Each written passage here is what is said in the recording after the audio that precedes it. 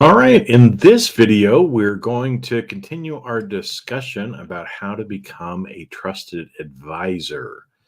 And so I'll just give a little background, a little summary if you missed the first video.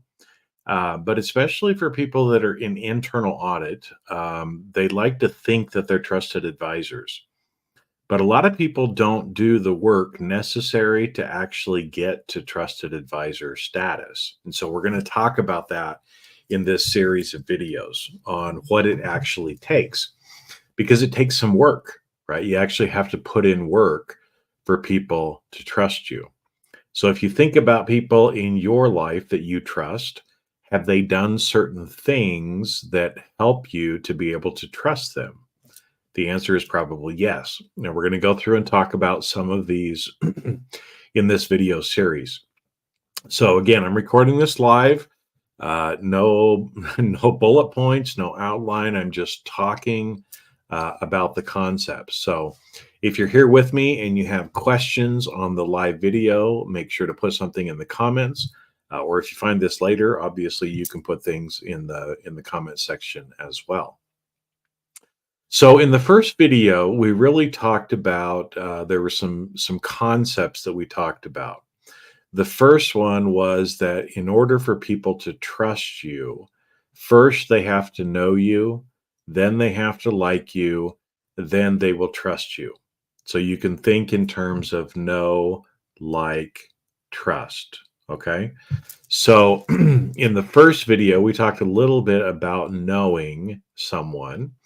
And we'll pick that up and talk about that a little bit more in today's video as well. But I wanted to spend the majority of the time probably talking about liking and what you might think liking is and what liking actually is. Okay. And so, again, before people will trust us, first off, they have to know us.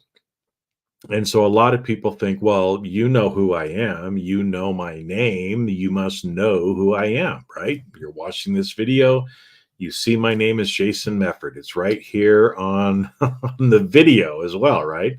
So you might say to yourself, well, I know Jason Mefford, but do you know Jason Mefford? You know my name, you might know a few things about me, but do you actually know me? Do you know what I'm feeling? Do you know what I'm going through? Do you know a little bit about me, right? So that you can actually know me. Do I know you?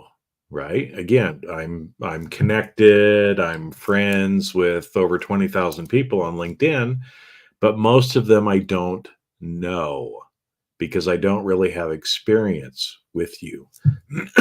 I might see your name, I might look at your profile and get a little understanding of some of the experience that you've had, but I don't really know you, right? Until I actually talk to you, communicate with you, and start to develop a relationship with you, right? So again, maybe, I learn a little bit more about your partner's name or your husband or wife if you're married, right?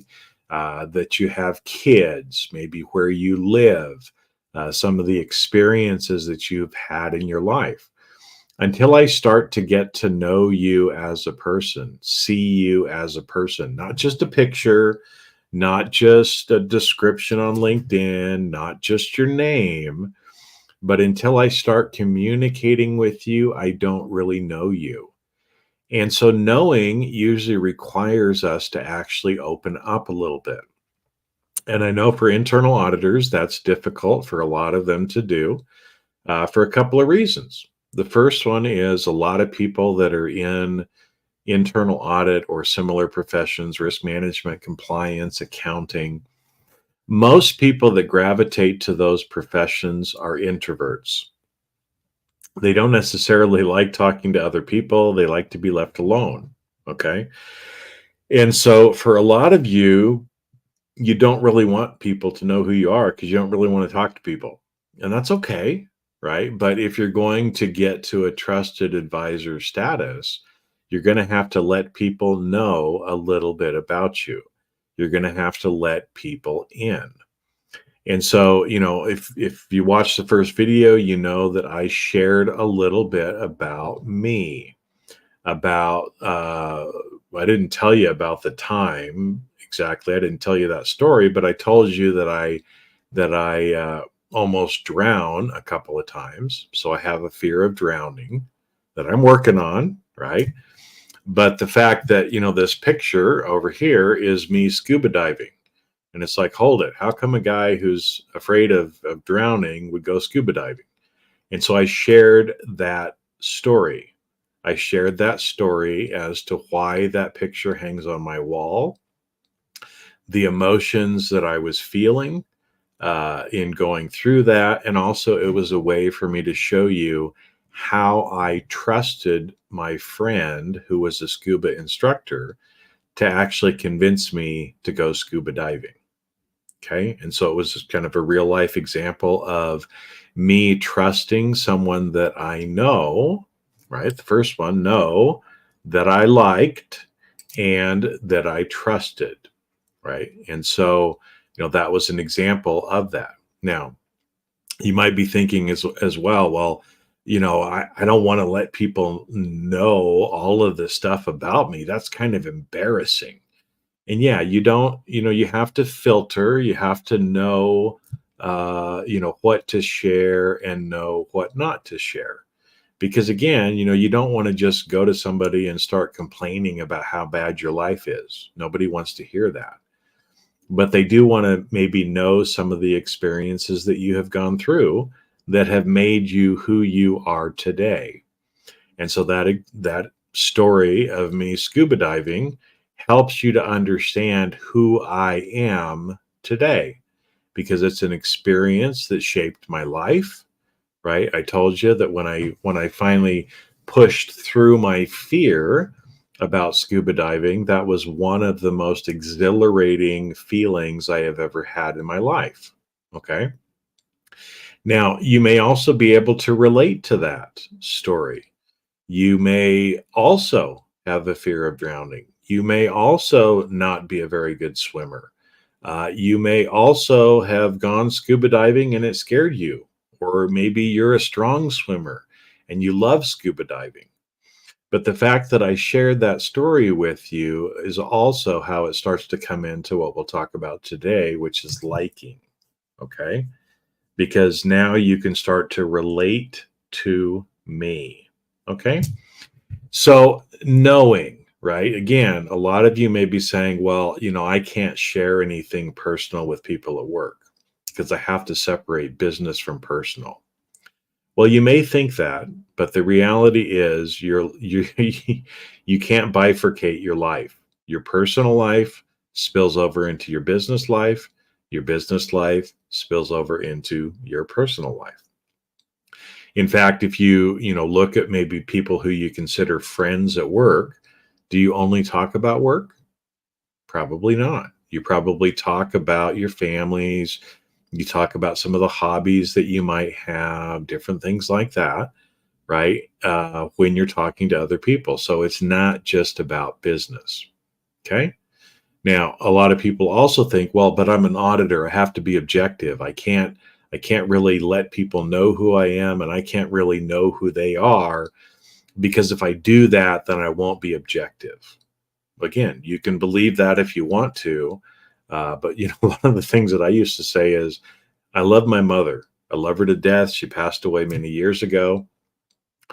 But if it was my job to audit my mother, I could do it, right? And I would put safeguards in place and I would do the job I needed to do, right? Even though I love her, I have compassion for her, I wouldn't want to see her hurt. But if it was my job, right, and that was the job that I needed to do, then that's what I would need to do. And it reminds me of a story. And so, again, I'm going to let you know a little bit more about myself. Okay. So I grew up in Idaho. It's a state here in the US. And I grew up Mormon, which is a religion. And the founder of the Mormon Church, or the Church of Jesus Christ of Latter-day Saints is the formal name, was named Joseph Smith. And I remember a story about him, and some of my ancestors actually knew him and were friends with him. That's how far back it goes. Of a time where he was, I believe he was the mayor or a judge or something in the city where they were at. And this man, got brought in. He had done something, you know, got himself in trouble. And I can't remember the specifics of it, but I remember the gist of the story, which was judgment was exercised on this person for whatever wrong he may have committed. And I believe, if I remember right, his horse got taken away from him or something like that to pay for reparations for what he had done. And so they exacted the judgment on him that was just. The people did their job. Joseph Smith did his job. And so the person was left without a horse, without money, different things like that, right? So that part ended. Joseph Smith took off that judge or mayor hat or whatever he happened to be doing, and he hugged the man. I love you, and I know you don't have a way to get around, so here's one of my horses for you to use. Okay. And so to me, like I said, I don't remember all the specific details, and the details don't really matter. But what it shows is that we can be objective and do our job while still having compassion and understanding for other people, after the fact, right? There's the job that we got to do, and then there's how we treat and see people as human beings. Okay. So that also helps you know a little bit more about me. Now, where I grew up, the religion that I was taught in. Now, I'm no longer practicing Mormon, and maybe that's another story for another day. But now you're starting to know a little bit more about me. And I'm not going to give you all the sordid details because they don't really matter. But now you're starting to understand who I am a little bit better. The stories that I share and the reasons for it, and the fact that I'm a loving and compassionate person. Hopefully you're starting to see that, especially if you're watching these videos, if you listen to my podcasts, you start to get to know me better, right? And so again, knowing is so important. It's the first step in establishing trust. You don't trust someone that you don't know at all, right? If you don't know them, you can't trust them. So again, if we bring this back to internal audit, how are ways that we can start sharing or letting people know who we are? You can drop little hints and just see if the other person is interested and will pick it up and want to talk about it. Okay. So as an example, I was talking with a chief audit executive yesterday, somebody that I've known for a long time, probably about 5 years at least. She's in the Audit Leader Forum. I've talked with her pretty much every month for 5 years. It's somebody that I know. Okay, I've had experience with her. And a few weeks ago, she mentioned, "Hey, I'm not going to be able to be on this week's call because I have a golf tournament that I'm playing in." Okay. Note to self, right? I know this person now likes golf because they're going and playing golf. Okay. So I'm starting to know her even better, even though I've known her for 5 years. Okay. Now, I'm the kind of person that believes, like Mark Twain, that golf is a good 2-mile walk wasted. I have personally never really enjoyed playing golf that much. I still have a set of golf clubs in my garage, but I haven't I haven't I haven't opened the bag or played in probably 12 years, right? And I did when I was in corporate America because some of my CEOs like to play golf, and so we would, as management teams, that was part of what we had to do. So I was okay. I would go out and play golf every so often, but it's never been a big deal to me. So, she said she was playing this golf tournament. Great. And then when I was talking with her yesterday, she made another comment. And my reason for this is she dropped a clue about playing golf, but I don't know if she's just playing because she has to and she doesn't really like golf like I am, or if she really loves golf. But I was listening yesterday, and in our discussion, something about golf came up again, and she was talking about the weather and how it's getting dark so early now because it's getting into fall and winter. And she doesn't like that she can't play 9 holes of golf after work now because it gets dark too quick. Okay. I was listening. She was sharing a little bit. Now I know more about her. She doesn't just play golf because she has to. She plays golf because she loves playing golf, right? And so that's something that I have learned about her. It helps me to know her better, right? And if I want to, I can always talk to her about golf. And I know that that is a topic that she would like to talk about because it's important to her. Okay. So I'm knowing more about her because of clues that she dropped. So we can drop little clues too, because again, we're not trying to force people to get to know us. We're not oversharing with people, but we're just going to drop some clues, right? To help people that if they're interested, they will ask follow-up questions and they will get to know us better, right? So how does that look? How can you drop some clues? Well, you can share just some basic things about what's going on, right? Most human communication interactions go something like this. So, Jason, how you doing? Oh, I'm doing fine. Oh, really? Well, what's so fine? What's new in your world? All right. So somebody has asked me. At that point, I have an opportunity to say nothing or say, oh, nothing's really new. Everything's just kind of the same old, same old.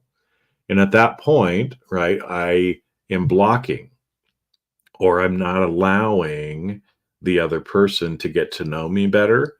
And I'm blocking me getting to know them better. Now, I do this sometimes because there are some people that I don't want to know better. There's some people that I don't want to talk to. And so I make different I respond in certain ways because I want them to know I don't want to engage with you right now. And I'll give you an example. I was out on the road.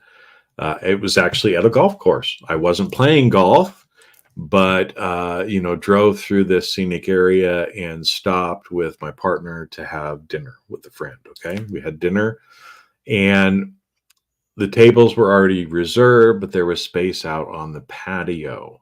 Okay. And so here we are kind of, having a romantic dinner at this very scenic golf course.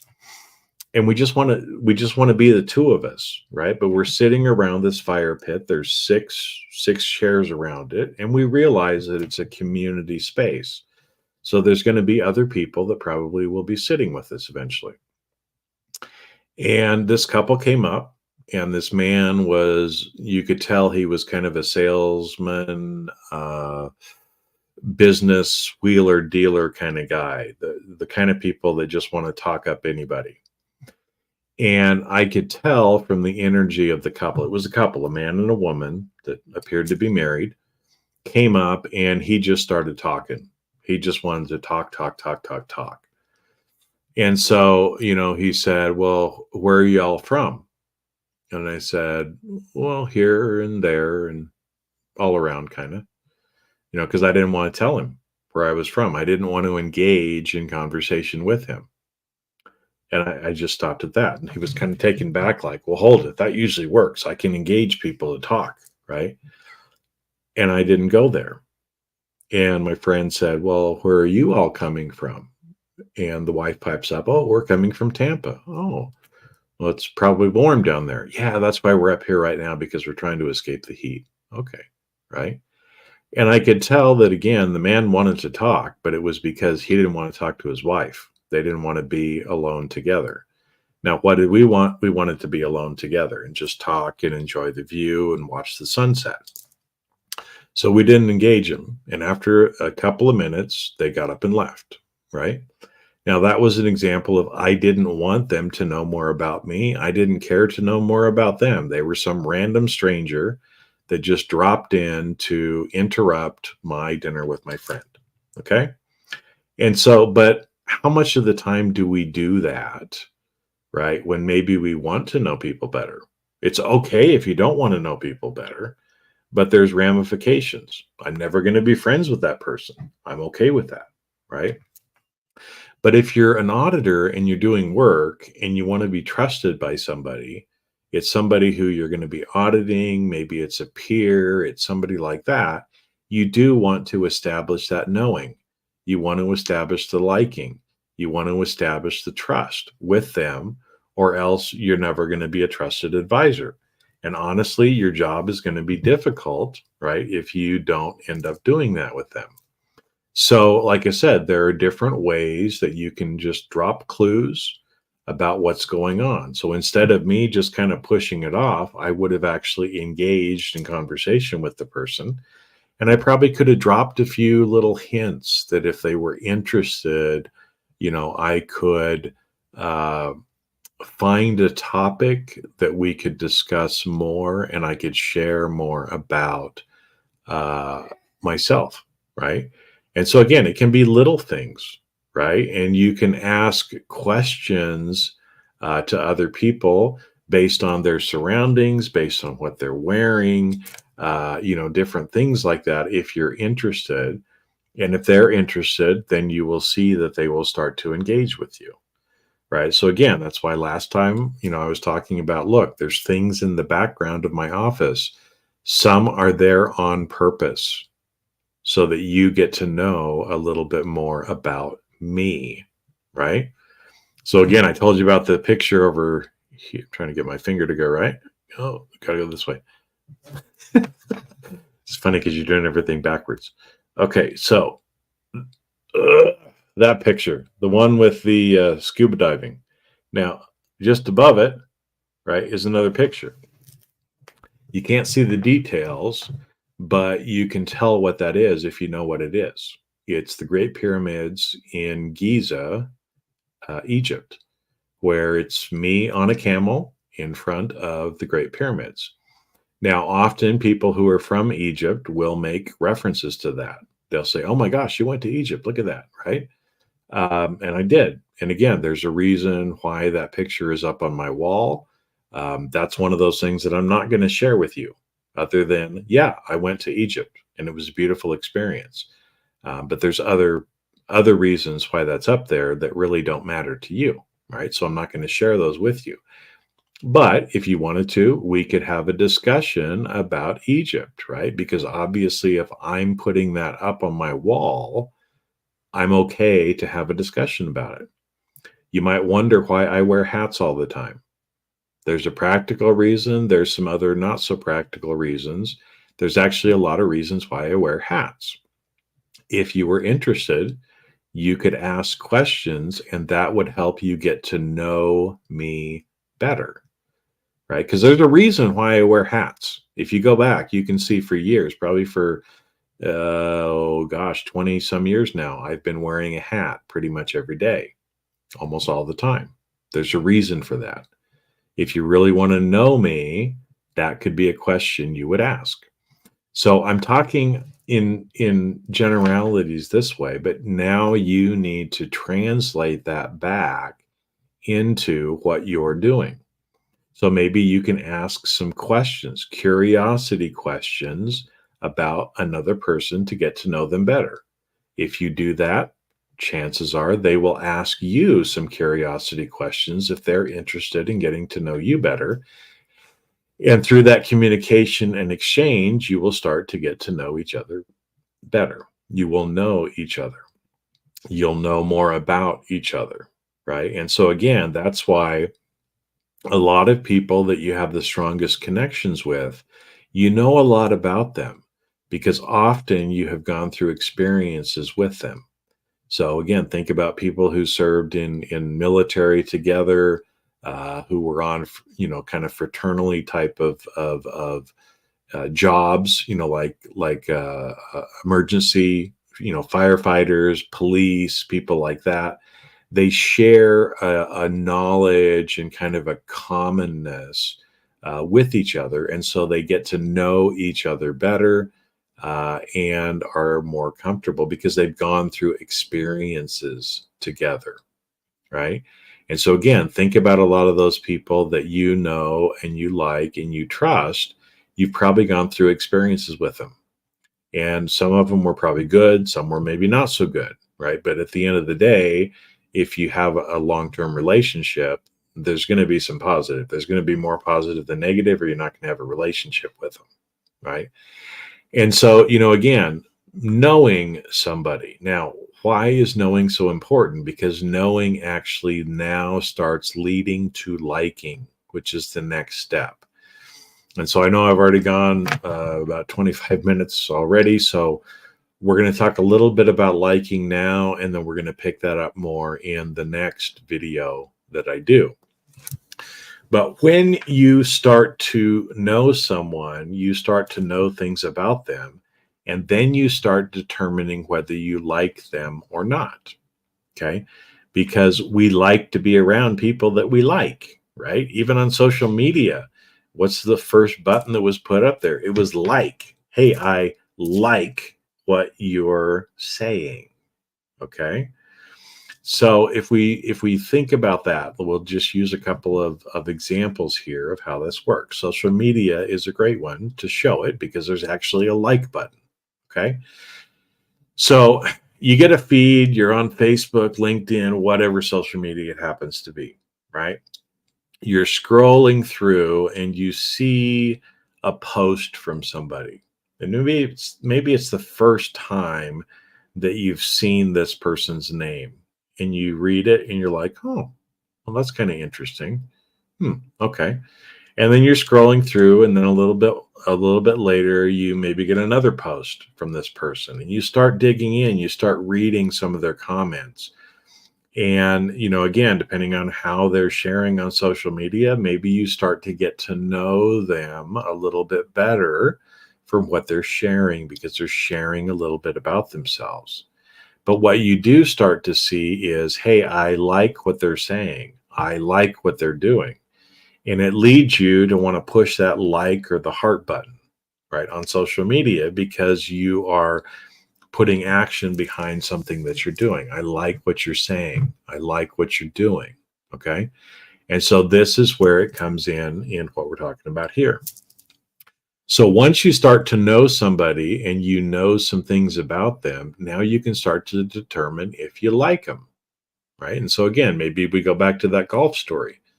Well, if I love golf and I find out that my friend, the chief audit executive, loves golf too, then guess what? We can talk about golf. And we tend to like people who like the same things we do. Say that again, because it's a very simple concept, but we forget it. We tend to like people who like the same things we do. Okay. So right now I am wearing a different hat, right, than what you might have seen me in the last little while. So that lets you know a little bit more about me. And if you know about football, American football, you will know that the hat I am wearing is a hat for the Los Angeles Rams. And so you know some stuff about me because of that. Why would Jason wear a hat for the LA Rams? Oh, he must like football. You know that now. You know Jason likes football. Now you also know, guess which team Jason cheers for mainly? The Los Angeles Rams. Okay, now you know something else about me. So you know these couple of things about me.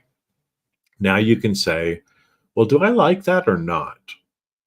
And for some of you, you might say, I don't like American football. That's just stupid. I don't like it. Okay. Well, then, because I like American football, you may choose not to like me because of that. You may choose that. Or you may look at it and say, I like football, but I don't like the Green Bay Packers. Okay, well, we know that we have football in common. You like the Green Bay Packers. Guess what? I like the Packers too. I like most of the teams. There's only a few teams that I don't actually like that I will cheer against. Okay. But now we see that we have something in common. If we both like football, there's a topic that we can discuss. We don't have to like the same team, but we like football. And if I like it and you like it, chances are we're going to like each other more, right? Because there's something common between us. Okay. Now you may look at it and say, well, I don't really like American football, but I like football. I like soccer, right? We call it here in America, or I like some other sport. Okay, well, now guess what? Even though you may like a different sport, we both like sport, right? I like baseball too. I mean, there's a lot of different things, ones that I like to play and ones that I might like to watch. Okay. And so again, it's as we start to find these commonalities with other people, and other people see that we like some of the same things they do, just by human nature, they start to like us more. Okay. And so, liking is an important thing that we need to be considering in the know, like, and trust. And again, I've kind of gone a little longer today. So that's kind of an intro to liking. And on the next video, we're going to talk more about liking, how to do it. Because again, it's not us trying to get people to like us either. And so, but I don't have enough time on this video to talk about it. So we're going to talk about that on the next video. So again, thanks for watching. If you have comments or questions, you can put them in the comments below. And as always, if you ever catch me when I'm doing these live, you can make sure and comment as we're going so that I know you're here. And if you have questions while I'm live, then I can usually answer those as well during the session. So with that, I'm going to sign off for today. Happy Friday. May you have a good rest of your day and a blessed weekend. And I will see you on the next video.